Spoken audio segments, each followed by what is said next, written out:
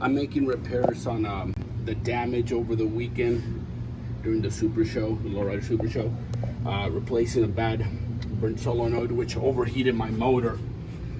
That's how come these other motors look super chrome, because they didn't run excessively hot. This one did. That one got hot. So I'll replacing that. I'll still need to buff out my paint. Got the car in the garage at this moment.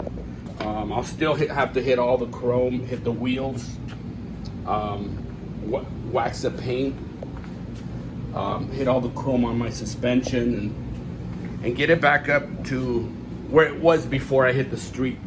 Well, it was for 4 days though. I got that white top, so that's gonna be a minute. I mean, it can still be better. I mean, it looks good, but, and that same thing with the interior. I got that white interior, that cocaine white. That's gonna be a minute to get back up to where it should be. But overall, it was an awesome weekend.